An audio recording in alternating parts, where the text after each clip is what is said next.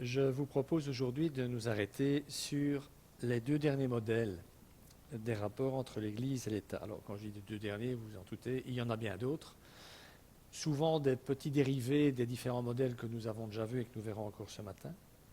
Puis dimanche prochain, on essaiera de faire un peu la somme de tout ça, en essayant de voir quelle voie médiane on peut tracer pour que nous puissions avoir un rapport juste avec le monde en tant que chrétien, en tant qu'Église.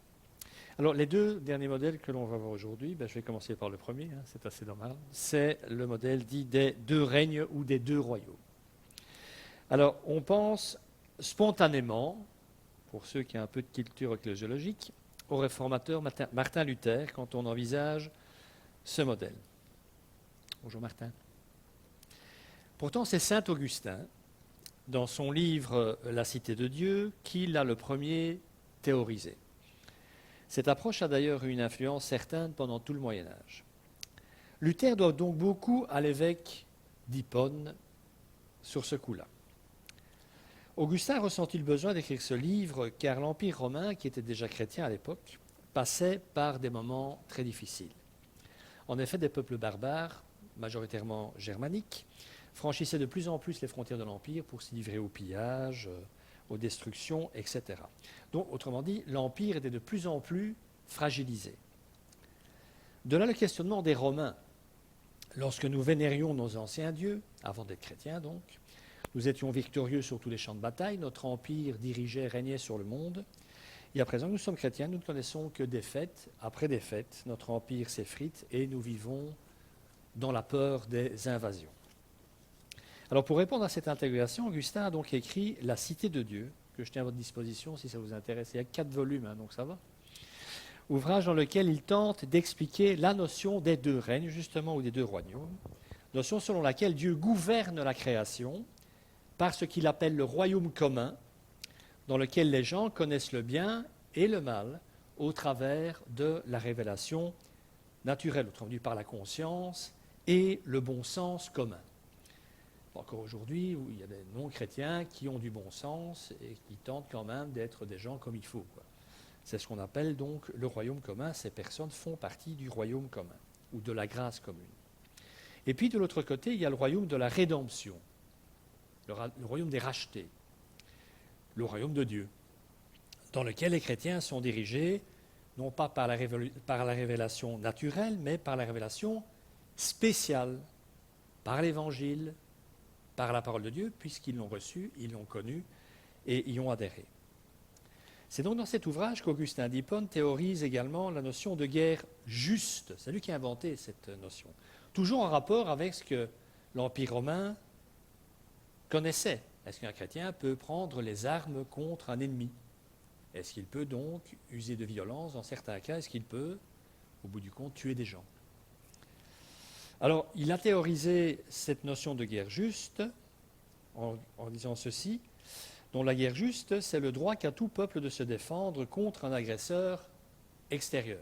C'est la seule cause. On vous envahit, vous avez le droit de vous défendre, même si vous êtes chrétien.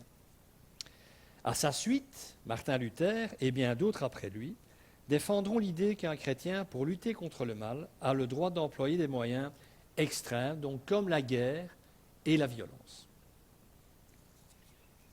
La base fondamentale de ce modèle vient donc de l'enseignement selon lequel Dieu gouverne la création, mais de deux manières différentes, de deux manières distinctes. Donc il y a le royaume commun, ou royaume terrestre, établi par l'alliance avec Noé, après le déluge, et on trouve ce texte en Genèse 9, on ne va pas le prendre. Vous connaissez cette histoire, juste après le déluge, Dieu refait alliance avec Noé, et promet déjà de ne plus détruire l'homme et la création au moyen de l'eau. Alors tous les êtres humains sont, vous l'avez compris ça sans doute, sont membres de ce royaume, donc dans lequel les gens connaissent le bien et le mal par l'éclairage de la nature et la conscience humaine qui donne à tous justement une conscience intuitive des normes de comportement fixées par Dieu. C'est ce que Paul explique en Romains 1, on a vu ce texte il y a quelques semaines. Ainsi que la sagesse, et grâce à la sagesse et à la perspicacité, de sorte que soit restreinte l'action du péché dans le monde. C'est pour ça que Dieu a donné la conscience et qu'il a donné la révélation naturelle pour que l'homme, même sans Dieu, puisse quand même limiter l'influence du mal dans le monde. Je donne un exemple. Même si quelqu'un ne croit pas en l'enseignement biblique selon lequel Dieu a fait les hommes à son image, par définition un non-chrétien ne va pas croire ça, le caractère sacré et la dignité de chaque être humain peuvent lui être connus de manière instinctive sans l'appui de la Bible. Il y a des gens qui défendent la dignité humaine sans être chrétiens pour autant. Donc dans ce modèle, les chrétiens devraient pouvoir travailler aux côtés de non-chrétiens, comme des concitoyens pouvant vivre ensemble en vertu donc de la grâce commune de Dieu. C'est le principe selon lequel Dieu fait lever son soleil sur les bons comme sur les méchants et il fait pleuvoir sur les justes comme sur les injustes. C'est la grâce commune. La conséquence de tout ça, c'est que les chrétiens n'ont pas à chercher à imposer les normes bibliques à la société, mais plutôt à faire appel à la compréhension commune du bien, du vrai et du beau, à laquelle tous peuvent donc avoir accès par la révélation commune. Donc dans ce royaume commun, notre responsabilité est d'aimer notre prochain et de nous mettre à son service. À ce royaume commun ou terrestre, il faut donc ajouter forcément le royaume de Dieu ou de la rédemption. Ce royaume a par contre été établi par l'alliance conclue avec Abraham, en Genèse 12, puisque Paul, entre autres, redira, et même Jésus, que les véritables descendants d'Abraham, ce sont ses descendants spirituels, et pas les Juifs qui étaient ses descendants dans la chair. Donc il y a deux alliances. L'alliance à travers Noé avec la création et l'alliance à travers Abraham pour ceux qui croiraient. Donc seuls les chrétiens sont donc membres de ce royaume de Dieu, où ils sont dirigés non par la grâce commune, par la conscience par exemple, même si on en a une aussi bien entendu, et par la révélation naturelle, mais par la révélation spéciale de la parole de Dieu. Ils sont nourris au sein de l'Église au moyen de la prédication de la parole de Dieu et des sacrements. C'est ce que Luther dit. D'accord. Essayez de retenir quelques détails au passage. Hein. Toujours intéressant. Donc, selon cette conception, l'édification de l'Église, l'évangélisation, la formation de disciples et la communion fraternelle sont la seule œuvre du royaume qui soit vraiment rédemptrice, porteuse de salut. C'est ce qui se passe dans l'Église, si vous préférez. C'est à travers l'Église et dans l'Église que se passent les choses qui sont porteuses de salut. Les participants de ce modèle, il y en a encore beaucoup aujourd'hui, considèrent que le problème principal n'est autre que la confusion des deux royaumes, que ce soit par une Église libérale, rappelez-vous, aspirant à la pertinence culturelle, ou par des conservateurs cherchant à transformer la culture en culture chrétienne. Donc ce modèle-ci s'en distancie. Cela signifie que les chrétiens ne sont pas là pour travailler à créer une culture spécifiquement chrétienne. Ils ne doivent pas chercher à changer la culture pour qu'elle reflète les convictions chrétiennes. Ils ne doivent pas penser non plus qu'il leur appartient de guérir la création. En effet, l'action de Dieu dans le royaume commun consiste seulement à contenir donc pour un temps, à limiter la puissance du mal et non à améliorer la culture en atténuant les effets du péché sur la société humaine. Ça ne sert à rien puisque le monde va à sa perte. Donc tout ce qui se passe dans le royaume terrestre est donc temporel, provisoire et forcément, comme pour tout ce qui est temporel, est voué à disparaître. Alors ça ne signifie pas pour autant que les chrétiens n'ont rien à faire dans le monde. Ils doivent se mettre au service de Dieu et de leur prochain, je l'ai dit, mais ils ne restaureront pas en faisant ça la création et ne feront pas évoluer la culture dans une direction plus chrétienne, comme le prétend par exemple les adeptes du modèle de chrétienté. C'est là que les tenants des deux royaumes rejoignent, et on verra ce modèle juste après, les partisans de ce qu'on appelle la contre-culture, mais ça, on en parlera juste après. Donc le travail de l'Église ne consiste donc pas à changer la société, ça c'est peut-être une bonne nouvelle, mais simplement à être l'Église, en quelque sorte. Il n'y a aucune justification biblique à chercher à créer une société chrétienne, car, encore une fois, tout sur la terre est voué à la destruction. Et là, je vais reprendre ce beau texte, si je peux dire, de notre ami Pierre, dans sa deuxième lettre. « Le jour du Seigneur viendra comme un voleur dans la nuit. Ce jour-là, le ciel disparaîtra avec fracas, les éléments embrasés se désagrégeront, et la terre avec les œuvres qu'elle contient sera brûlée. Puisque tout notre monde doit être dissous, combien votre conduite et votre piété doivent-elles être saintes? Attendez et hâtez la venue du jour de Dieu, jour où le ciel enflammé se désagrégera et où les éléments embrasés fondront. Mais nous attendons, conformément à sa promesse, un nouveau ciel et une nouvelle terre, où la justice habitera donc. Par rapport à ce que Pierre, entre autres, dit, à quoi ça servirait donc de tenter de christianiser cette société, cette création, en tentant de la sauver d'elle-même, puisqu'elle est vouée à la destruction. Donc tout doit être détruit, sauf notre âme et notre corps ressuscités. Par conséquent, rien que de ce que nous faisons dans le royaume commun est d'une importance durable. Petite parenthèse, c'est pas pour ça, on va parler d'écologie 2 secondes, c'est pas pour ça qu'il faut commencer à en avoir rien à faire de la création, d'ajouter vos papiers par terre, parce que nous, en tant que chrétiens individuellement, nous restons responsables de la façon dont nous gérons la création que Dieu a créée, même si l'homme est en train de la détruire. Vous l'aurez bien compris. On doit se distinguer à ce niveau-là aussi. Donc notre espérance doit être placée non pas en ce monde qui passe, mais dans la venue finale du salut, lors du retour de Christ, ce dont quoi Pierre parle ici dans ce passage. Alors, la limite de ce modèle, ils en ont tous une, au moins, forcément, on en parlera la semaine prochaine, c'est que le chrétien est à la fois juste et pécheur aussi longtemps qu'il est en ce monde. Et ce qui signifie qu'il a besoin des deux règnes, parce qu'il en fait partie. Il est à la fois membre de l'Église et sujet du prince, ou si vous préférez aujourd'hui, puisque des princes, il n'y en a plus vraiment, il est citoyen de l'État, le chrétien. Il a des responsabilités au niveau de l'État. On ne peut pas donc trop distinguer les deux en permanence. Par exemple, tous les matins, lorsque nous ouvrons les yeux sur un nouveau jour, au même instant, je rappelle ça parce que c'est important, c'est un pécheur et un saint qui s'éveillent en même temps. Donc une partie, j'ai envie de dire, est du monde et l'autre est de Dieu, même si nous sommes de Dieu, bien sûr. Et cette vision des deux règnes fonde d'ailleurs, à mon sens, la laïcité de l'État. C'est d'ailleurs Luther qui le dit lui-même. Même s'il restait attaché à la dimension de chrétienté aussi. Donc c'est pour ça que je vous dis que les modèles, ils sont parfois ambivalents, même par rapport à ce qu'en ont dit les défenseurs de ces différents modèles. Voilà ce qu'il dit Luther. On n'a pas besoin de chrétiens pour l'autorité. Ainsi, il n'est pas nécessaire que l'empereur soit un saint, donc un chrétien. Il n'est pas nécessaire pour son gouvernement qu'il soit chrétien. Il suffit à l'empereur d'avoir la raison, d'avoir du bon sens, probablement d'être un peu honnête, enfin, etc. Des données communes qu'on retrouve, je ne vais pas dire que c'est chez tous les hommes, mais chez de nombreuses personnes, même en dehors de l'Église. Autrement dit, ce que Luther affirme, c'est qu'une autorité chrétienne n'est pas plus légitime qu'une autre dans ce royaume-là, dans le monde. Donc ce serait pour lui idiot que des chrétiens rentrent en politique pour obtenir, par exemple, le pouvoir, le Premier ministre, etc., pour changer les choses dans une perspective chrétienne.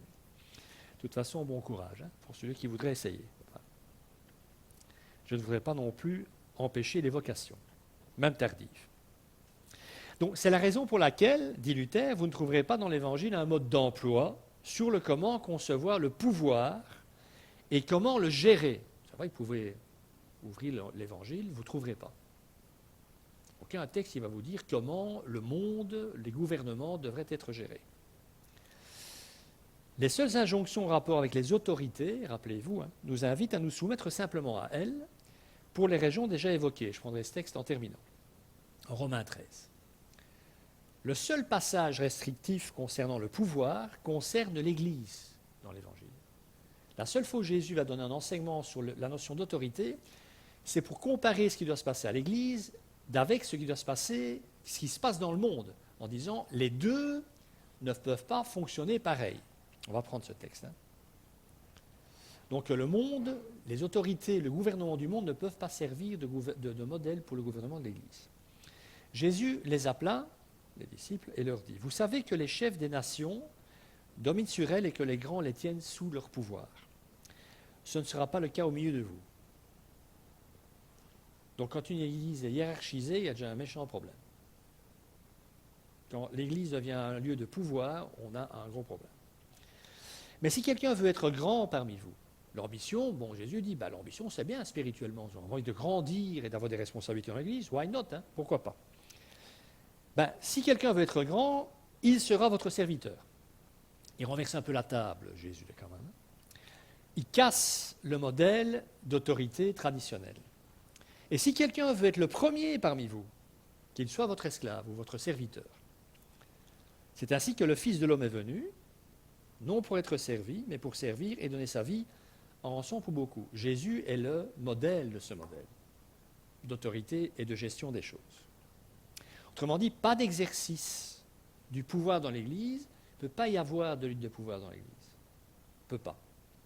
Mais uniquement de la responsabilité vécue dans un esprit d'amour et de service. Rappelez-vous, hein, c'est la bassine et l'essuie. Hein. C'est le lavement des pieds, quoi. Tu veux être le plus grand, tu dois servir tes frères et tes sœurs. Alors vous aurez remarqué au passage que si Jésus dénonce le modèle de pouvoir hiérarchique à l'œuvre dans le monde et qu'il n'en veut pas dans son Église, c'est parce que ce modèle est bien appelé à perdurer dans le monde. Il ne changera pas ce modèle-là dans le monde. Ce sera différent dans l'Église, mais Jésus n'est pas naïf, il sait très bien que ce modèle continuera à fonctionner dans le monde. Et j'ai envie de dire, même en démocratie, hein, nous ne faisons pas d'illusions. La responsabilité et le pouvoir est réparti, mais plutôt que d'avoir un despote, on a parfois des petits despotes. Plutôt qu'un gros, on en a des petits. S'il n'y avait pas de pouvoir, ils ne se passeraient pas tous comme ça pour passer 40 ans en politique. Il faut quand même... Voilà. Ce n'est pas pour vous faire gratuit qu'ils font ça, hein. C'est parce que le pouvoir, ça grise, hein, sans doute. Je ne sais pas, j'ai jamais eu de pouvoir. Luther finit lui-même par reconnaître qu'il vaut malgré tout mieux que le gouvernant, pour vous dire que ce n'est pas toujours clair dans sa pensée non plus, il dit quand même que dans l'absolu, ce n'est pas nécessaire que le gouvernant soit chrétien, c'est quand même mieux qu'il le soit. Et à son époque, il y a des rois chrétiens, hein. Bon, de véritables rois chrétiens ou pas d'ailleurs, suivant encore une fois les contingences politiques. Mais voilà ce que Luther dit. Il serait bon et nécessaire que tous les princes soient de bons chrétiens. Ce n'est pas indispensable, mais ce serait quand même bien. Car le glaive, donc la justice, c'est le symbole de la justice, le glaive, hein, et le pouvoir, donc le politique, considéré comme un service de Dieu particulier, reviennent aux chrétiens avant tous les autres sur terre. Pourquoi ? Parce que normalement, même un gouvernant chrétien devrait gouverner les choses dans le royaume commun, dans le royaume de la grâce commune, en étant soumis à Dieu et en se référant à sa parole. Donc pour Luther, c'est quand même un mieux que le gouvernant soit chrétien. Autrement dit, être chrétien n'est pas une compétence, mais ne pas l'être peut devenir un problème quand il s'agit de pouvoir, de conquête ou d'ambition. Puis pour Luther, qui vivait quand même à titre personnel des situations excessivement stressantes, c'était son intérêt que le gouvernant soit chrétien comme lui, soit protestant comme lui. Pour lui, c'était moins de problèmes en perspective, évidemment. Rappelons encore, par exemple, que Luther et Calvin ont invité les princes de leur temps à faire de la réforme protestante la loi de leur royaume. Si aujourd'hui il y a des pays qui sont sociologiquement protestants, ça vient de là, quoi. Sans l'Espagne, toute l'Europe, si l'Espagne n'avait pas résisté, toute l'Europe serait devenue protestante. C'est dommage, hein ? Nous ne sommes donc pas là pour transformer la société, mais il serait bon que celle-ci soit influencée par des hommes et des femmes qui ont à cœur de servir Dieu tout en servant les hommes. Et si vous voulez servir tous les hommes, c'est assez logique de se dire que vous devrez quand même avoir un service ou un témoignage chrétien dans le monde. Donc Luther, tout en invitant les chrétiens à servir Dieu dans le monde, ne croyait pas que l'on puisse travailler de manière spécifiquement chrétienne. Ça, c'est particulier de sa pensée aussi. Alors, techniquement, il a sans doute raison, hein. Mais dans l'intention et les valeurs qui sous-tendent le travail, je pense qu'il y a moyen de montrer qu'on est chrétien. Alors, je prends un exemple, il y en a d'autres. Si je suis mécanicien, auto, hein, je précise, je ferai la vidange d'huile que je facture au client, même si l'huile me semble encore bonne. Certains, quand ils voient que l'huile est encore bonne, ils facturent la vidange, ils ne la font pas. C'est un grand classique, hein, j'invente rien. J'ai vu assez d'émissions caméra cachée quand ils allaient avec une panne ou l'autre chez un mécanicien pour voir que tous ne sont pas très honnêtes. Donc le chrétien mécanicien, il sera tout simplement honnête. C'est le moins qu'on puisse attendre d'un chrétien dans son travail. Donc un chrétien, s'il travaille un travail de bureau, s'il a les BIC, les télécommandes, enfin pas les télécommandes, les calculatrices à disposition autant qu'il veut, ben, si les gosses ont besoin de BIC, il ira les acheter, il ne les prendra pas à son bureau pour les ramener à la maison. C'est des détails, hein. Mais bon. Je ne ferai pas de noir au niveau de ma facturation, mais il est vrai qu'au demeurant, un autre mécanicien non chrétien, celui-là, pourra faire son travail tout aussi bien que moi, si pas plus, parce qu'il sera plus compétent. Mais je pense qu'il y a quand même derrière chaque travail un moyen de le faire de manière chrétienne, avec les valeurs chrétiennes à l'appui. De plus, par exemple, en étant plus patient que les autres avec un client difficile. Bon, je sais bien que je suis en train d'enfoncer les portes ouvertes, hein, enfin bon. Donc, sur le lieu de travail, tout le monde peut avoir une mauvaise réputation, sauf le chrétien. Il faut encore dire qu'une bonne partie du bien produit en ce monde, parce que c'est ça aussi, là je vais essayer d'être clair, parce qu'apparemment ça ne l'était pas.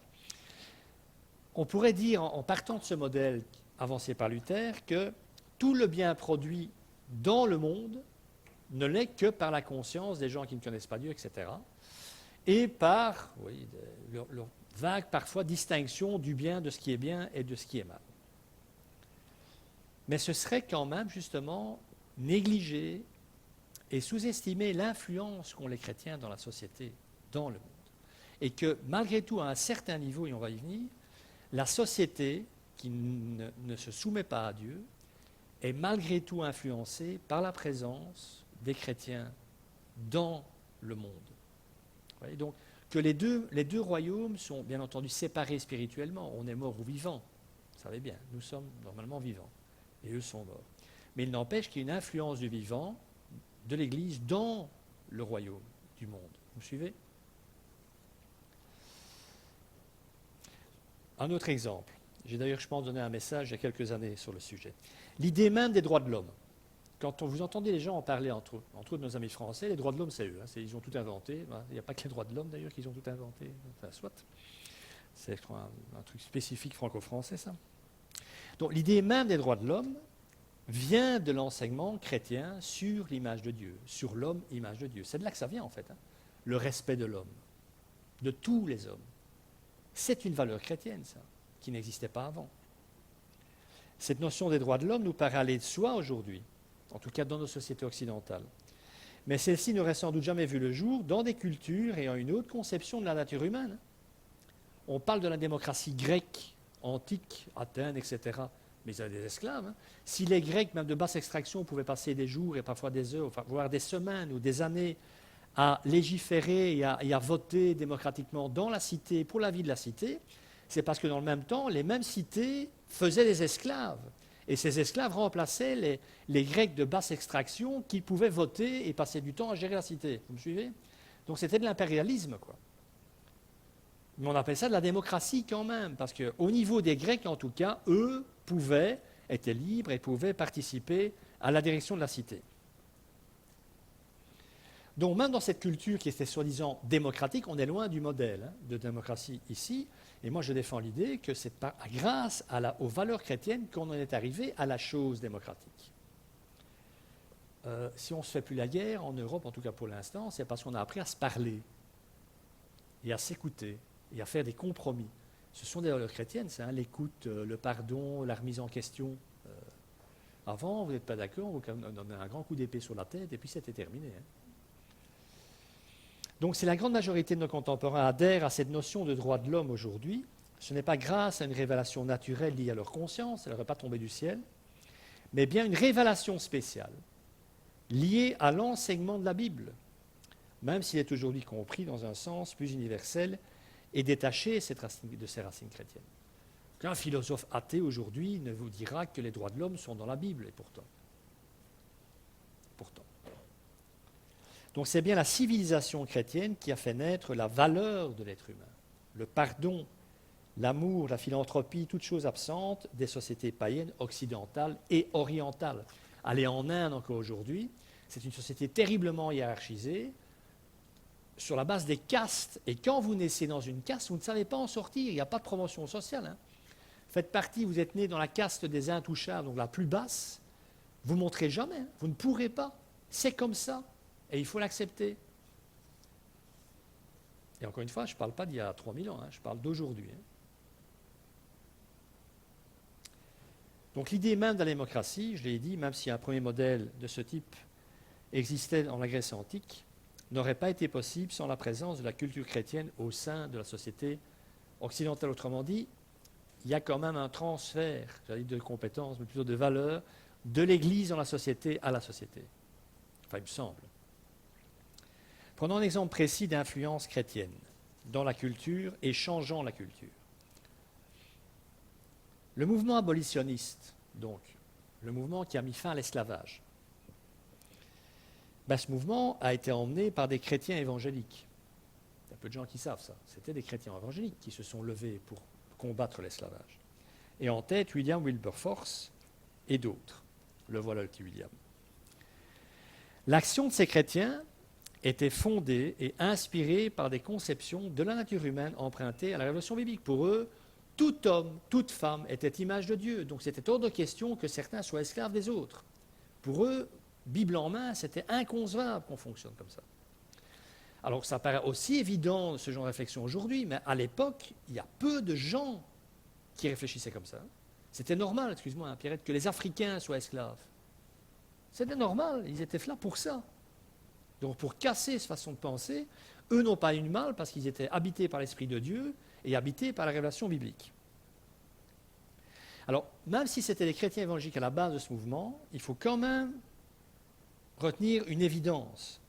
Leurs efforts n'auraient jamais été couronnés de succès si l'appel à l'abolition de l'esclavage n'avait pas aussi retenti dans le cœur et la conscience de plusieurs non-chrétiens.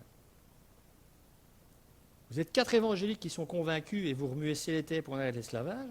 S'il n'y a pas d'autres parlementaires non-chrétiens qui adhèrent à vos idées, la loi ne passe pas, quoi.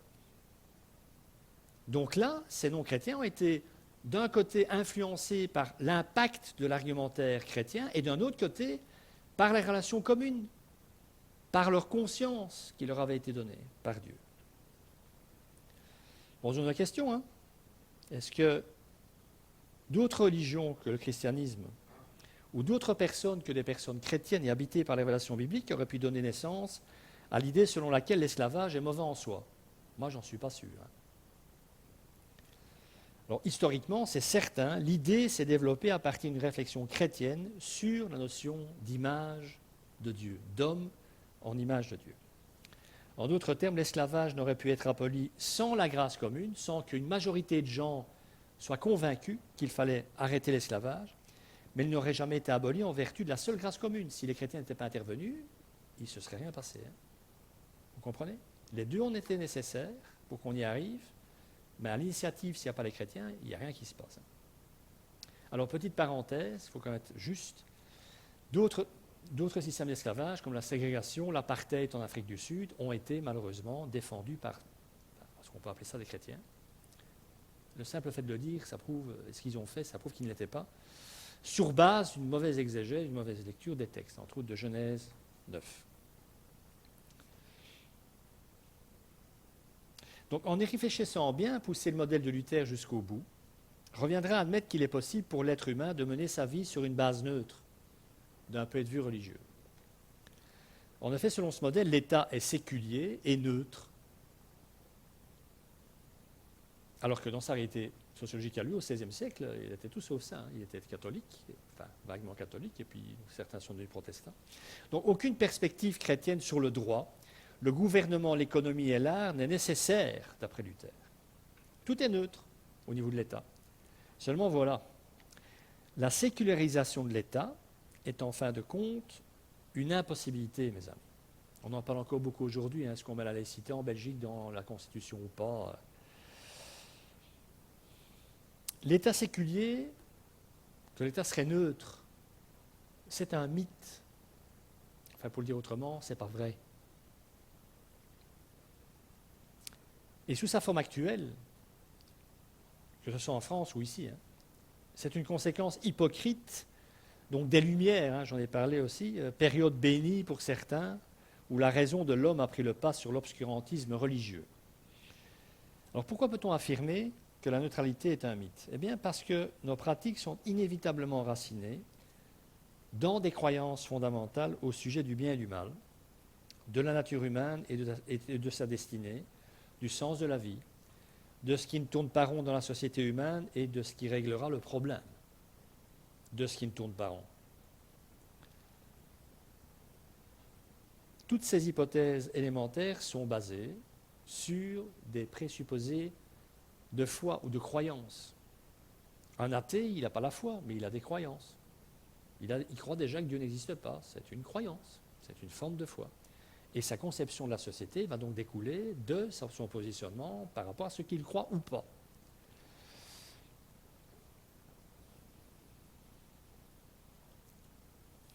Par exemple, quelqu'un qui dit que les femmes devraient avoir le droit de choisir d'avorter,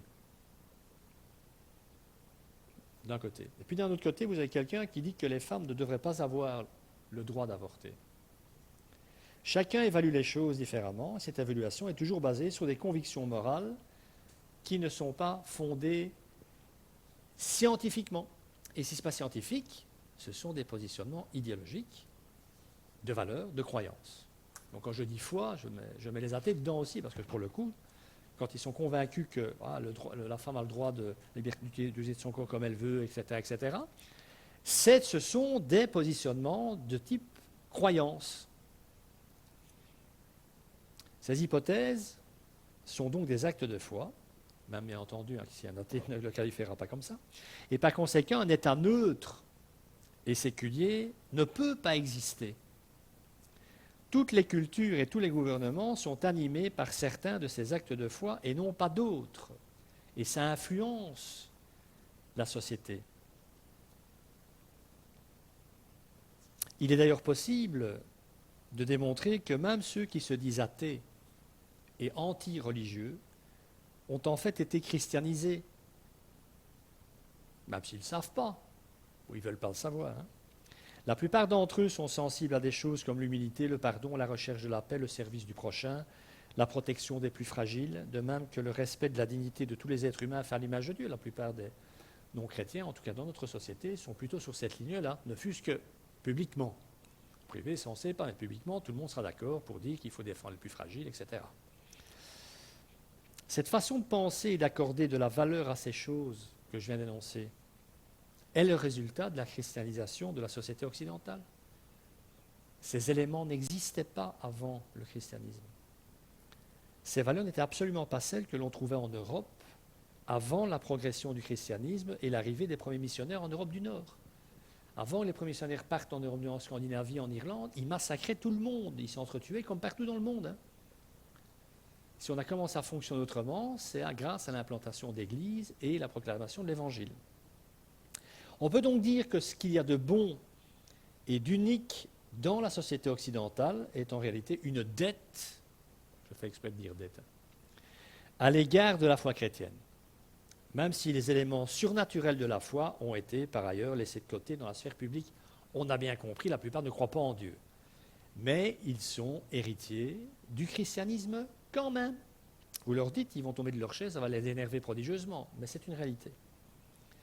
Personne n'est donc neutre, donc aucun État ne peut l'être, même s'il prétend l'être.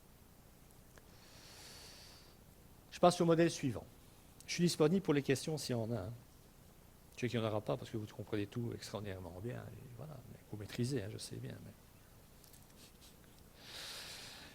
Alors notre dernier modèle de rapport à l'Église, de l'Église au monde, est celui dit de la contre-culture ou, pour le dire autrement, de séparation d'avec le monde.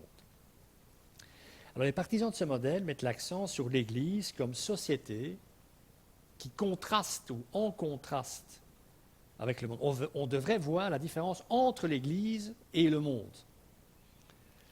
Alors vous aurez remarqué que tous les modèles parlent de l'importance du concept de royaume de Dieu, forcément. Mais celui-ci a ce site particulier qu'il insiste fortement sur le fait que le royaume se manifeste principalement sous la forme d'une communauté ecclésiale qui est en opposition avec le royaume de ce monde.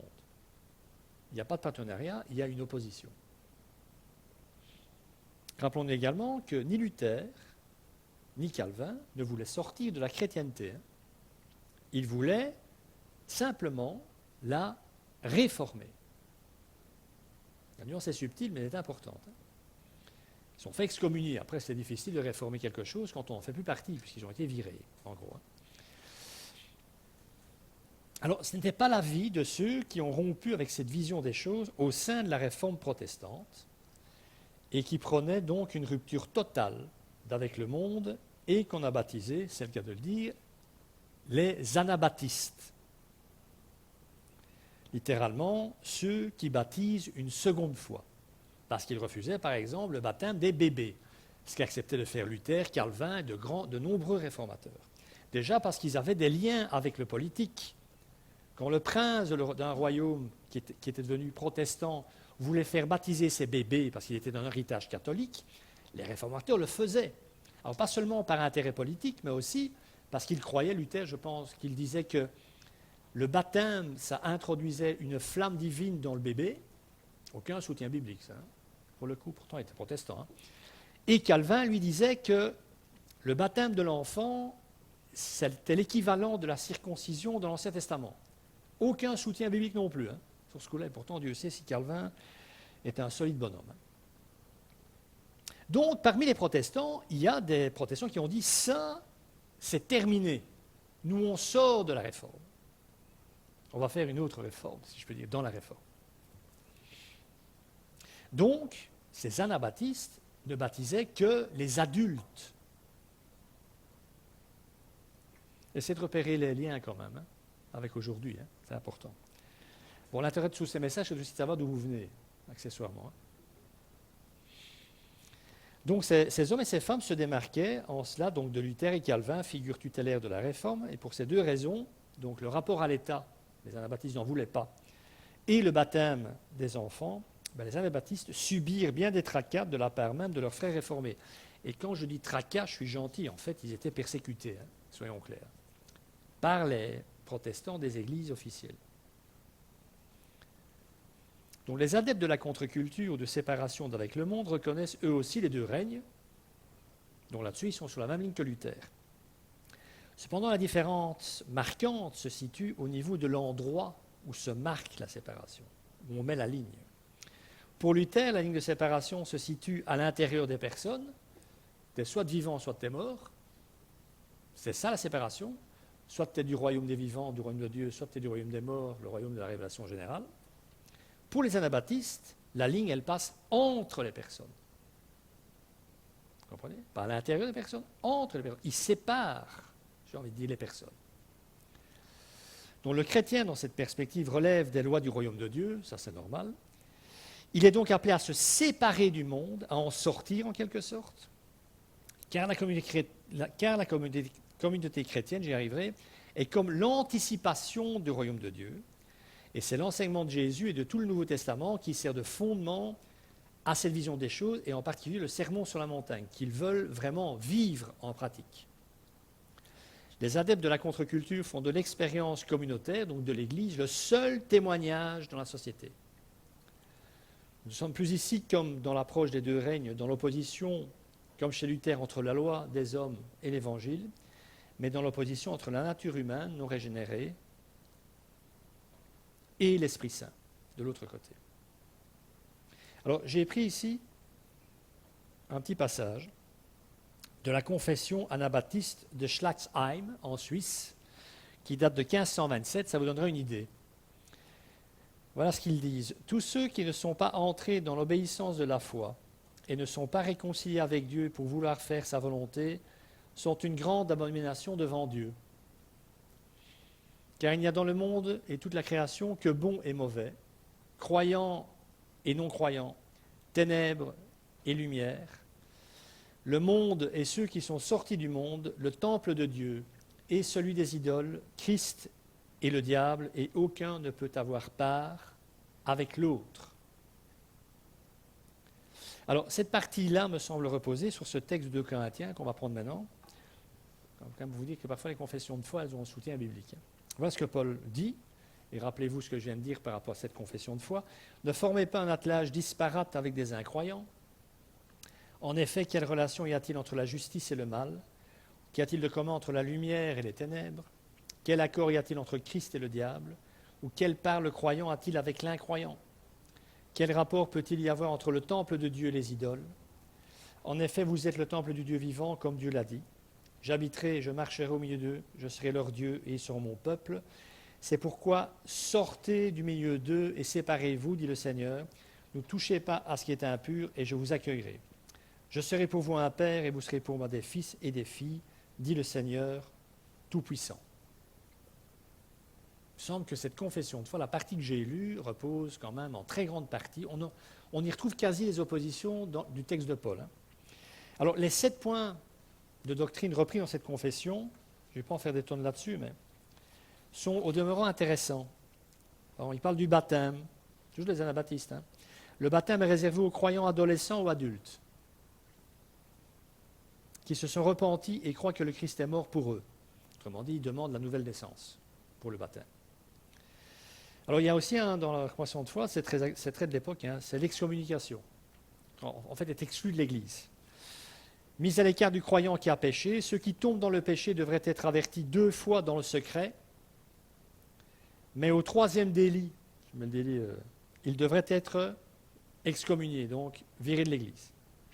La Sainte Seine, seuls ceux qui ont été baptisés peuvent participer à la Sainte, ce qui n'est pas le cas dans les autres modèles protestants, il faut bien le comprendre. Peut-être un peu plus chez Calvin, mais chez Luther, voilà, n'oubliez pas qu'il y a tous ces gens, quand même, surtout Luther, un héritage catholique.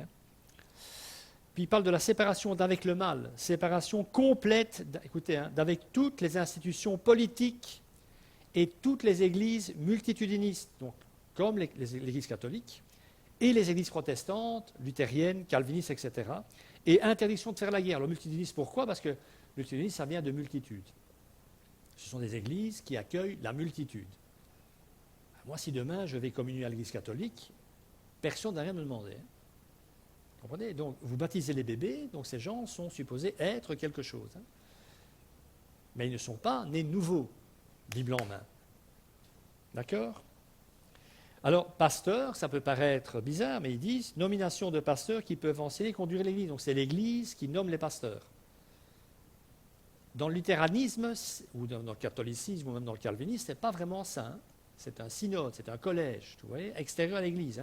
On dit aux églises, voilà votre pasteur. Vous me suivez? En règle générale, dans le protestantisme évangélique, ça ne fonctionne pas comme ça. Et ça ne fonctionnait pas comme ça chez les anabaptistes non plus. C'est important aussi, interdiction d'user de l'épée. Alors que d'autres protestants étaient des soldats qui tuaient des gens. Voilà. Donc c'est non-participation à l'institution judiciaire, à quelque titre que ce soit.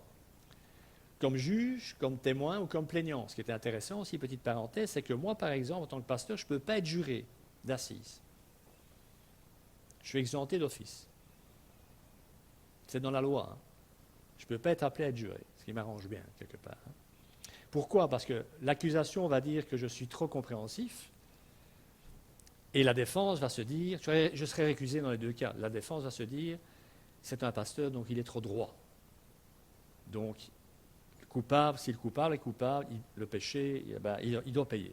Voilà. Et, dernier petit point de cette confession, interdiction du serment. On ne jure pas. Jurer dans le sens prêter serment. Je te juge, je jure sur la Bible, etc. On ne peut pas. Donc pour eux, tout être humain est donc dans un camp ou l'autre. Soit chrétien sous la loi du Christ, ou non chrétien sous celle du diable et du pouvoir politique. C'est pour ça que j'ai dit que la ligne est entre les mondes, entre les royaumes. Donc selon cette vision des choses, le chrétien peut comprendre la nécessité pour la paix civile d'avoir des juges et des soldats, mais lui, en tant que chrétien, est appelé à autre chose. Il doit suivre le plus fidèlement possible le sermon sur la montagne qui lui demande d'aimer ses ennemis, de tendre l'autre joue, de ne pas juger et de ne pas prêter serment. Il ne peut donc pas lui-même participer au service de l'État en ce qu'il pourra avoir de répressif ou de violent. Un anabaptiste ne deviendra jamais policier, même si parfois la répression policière est nécessaire au maintien de l'ordre public. Mais un anabaptiste, je dis un vrai chrétien, il ne va pas aller se trouver dans une situation où il va devoir donner des coups de matraque aux gens. Donc moi, un chrétien viendrait et me dit, tiens, je veux rentrer à l'armée, si c'est pour aller faire la cuisine, pourquoi, aux messes, pourquoi pas. si c'est pour faire paracommando et potentiellement être envoyé sur des lieux d'activité et tuer des gens, même s'il le fait au nom de la démocratie et qui tue peut-être des méchants, ça ne correspond pas vraiment à l'enseignement de Jésus, dans l'enseignement sur la montagne. Hein. Ça étant l'autre jour, il faudra m'expliquer comment on fait la jonction, quoi. Donc ceux qui opèrent au sein de ce modèle considèrent que Dieu ne met pas en œuvre son salut par des mouvements culturels qui sont extérieurs à l'Église, car la société humaine sera toujours ce qu'elle a été, l'empire des puissances, des mouvements oppresseurs et des systèmes qui écrasent les êtres, que ce soit par l'économie ou le politique. En d'autres termes, le monde est l'empire du mal et est sous la domination du diable. Il n'y a donc aucune amélioration à attendre, même pas de la chose démocratique, car elle est elle aussi corrompue par le péché de ceux qui la font vivre. Nous ne devons donc pas avoir d'espoir quant à une transformation positive de la culture ambiante.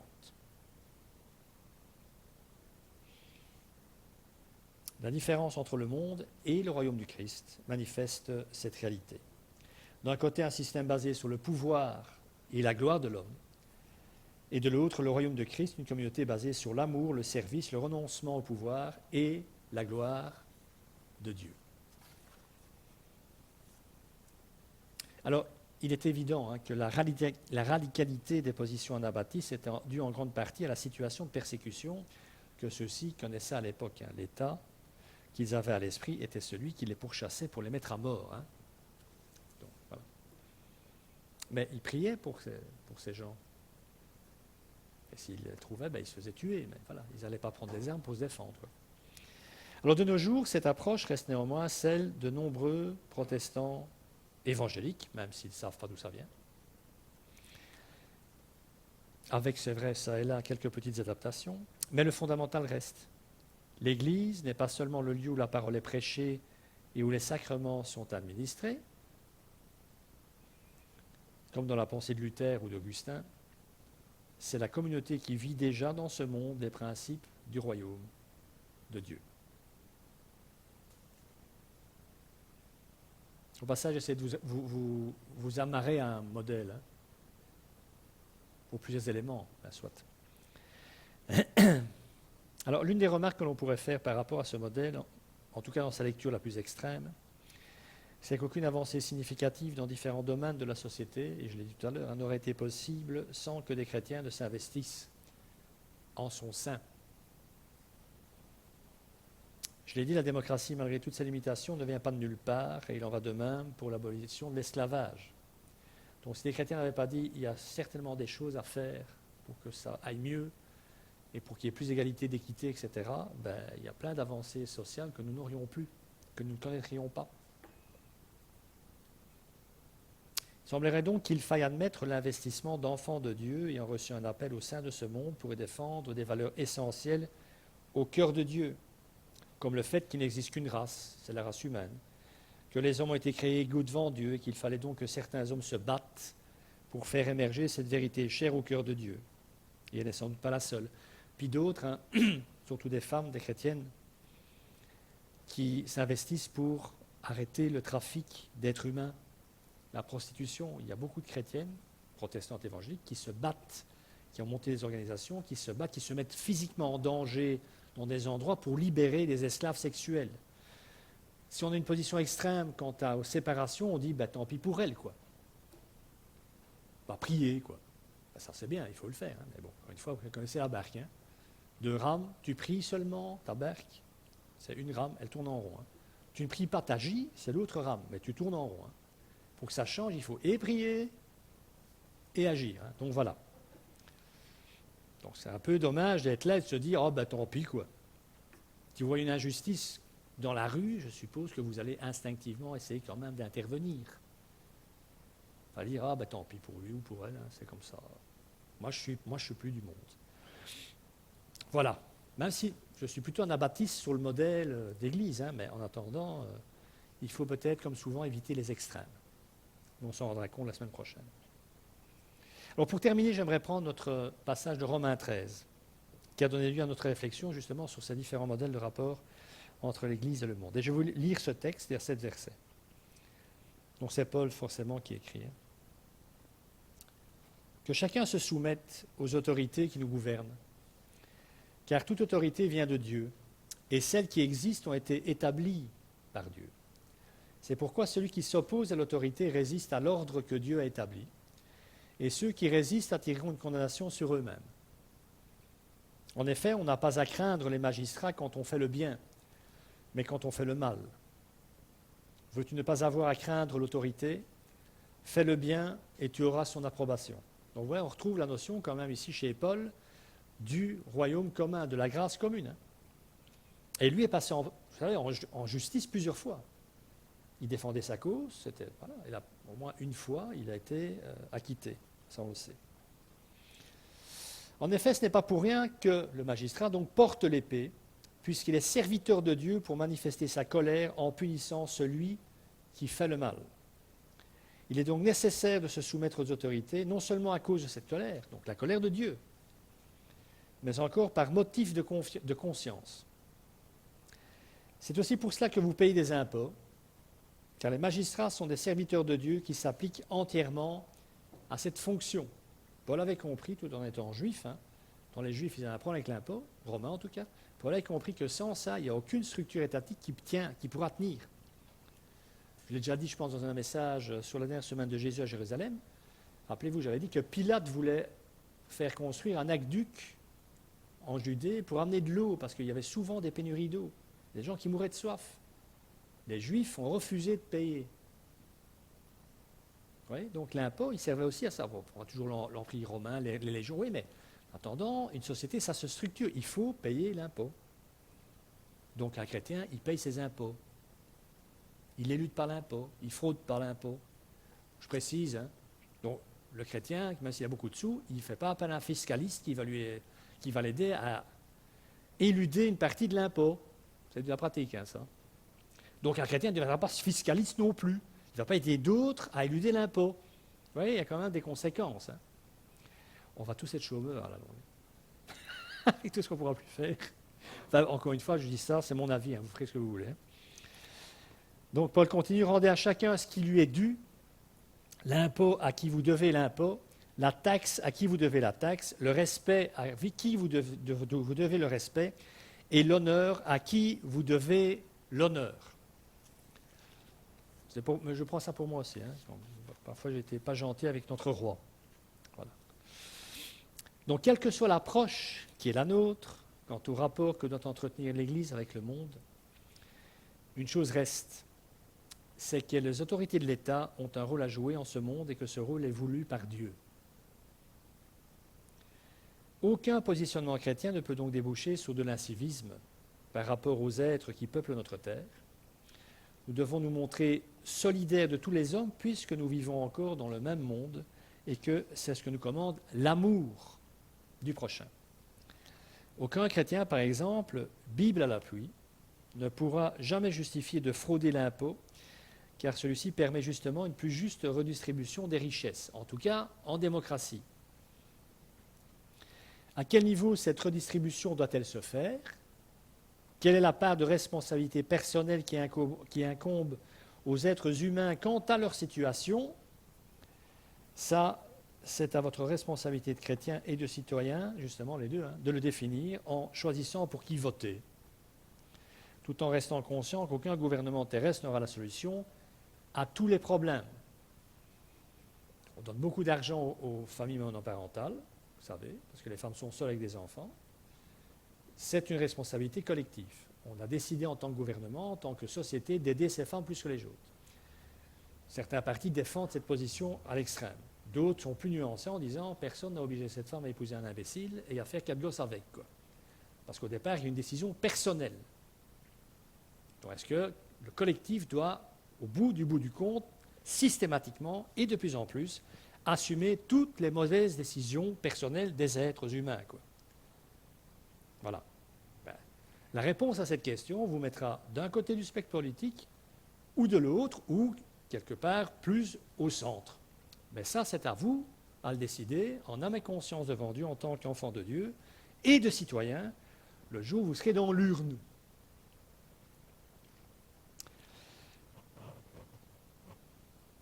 Alors, si Paul rappelez-vous, appelait à prier pour les autorités de son temps, il ne vivait pas en démocratie, Paul, hein, vous aurez compris. Il disait de prier pour les autorités. Je crois qu'aujourd'hui, il appellerait toujours à prier pour eux ou pour elles, mais aussi à voter, encore une fois, en notre âme et conscience. Alors moi, parfois, le politique, j'ai du mal à suivre, mais peu importe. Il faut continuer à honorer la liberté que Dieu nous a accordée, entre autres au travers de la propagation des valeurs de l'Évangile au sein de la société occidentale qui a amené au développement de la chose démocratique en Europe. C'est comme beaucoup d'autres choses, mes amis. Hein. C'est fragile. On a l'impression que les choses seront là tout le temps. Hein. Ne croyez surtout pas ça. La démocratie meurt finalement parce que les gens qui sont supposés l'animer finissent par s'en désintéresser. Nous ne sommes plus du monde, c'est vrai, et c'est merveilleux parce que ça signifie que nous sommes des enfants de Dieu, des citoyens du royaume, mais nous sommes encore bel et bien dans ce monde avec un rôle à y jouer. Et il en va de notre responsabilité et du sens de notre présence sur cette terre. Que le Seigneur bénisse sa parole et qu'il vous bénisse. Amen.